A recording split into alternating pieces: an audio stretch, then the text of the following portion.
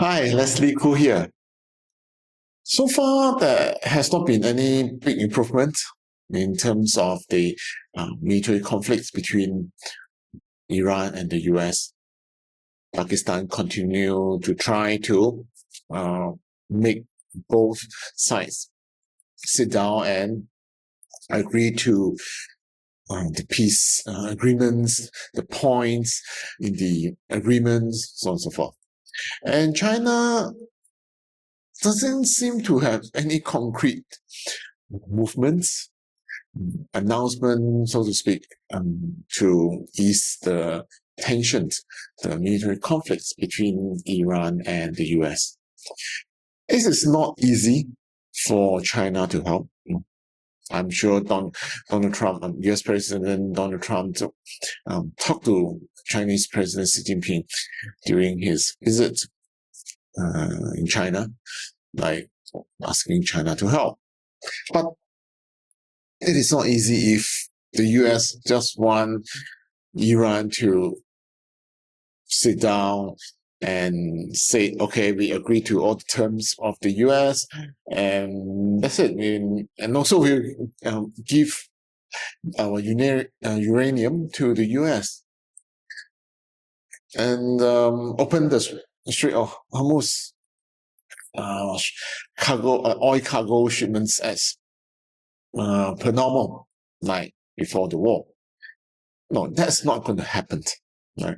Now, at this stage, Iran wants something back. No, it's not as easy as, okay, you stop bombing me, that's great. I will open up the strait, let the oil cargo ships go through, and that's it. No, back to normal. No, Iran wants its money back. Those frozen overseas, the billions of US dollars frozen overseas, they want it back. They want the sanctions on them lifted, and they want money from the US or Israel, whatsoever, that destroy their infrastructure, their countries, their buildings, people, lives. So it's not easy to settle. Things have deteriorated to this stage. Damages have been done. Life have lost. So it's not easy, like stop bombing and then walk away. Life back to normal. No, it's not that easy. So it seems that both sides, as of now,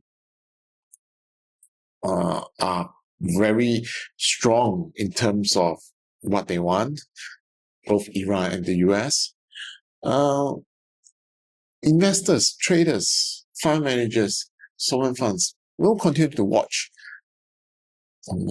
what both sides will be doing in terms of easing the tensions.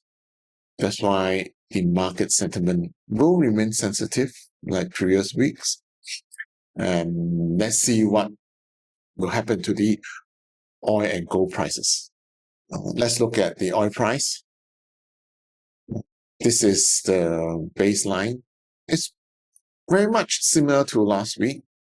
And because of the high market sensitivity, the neighboring upper and lower bands will still have very high chance of occurrence, because any small trigger, people will react, investor will react. So, so that will send the oil price up or send the oil price down.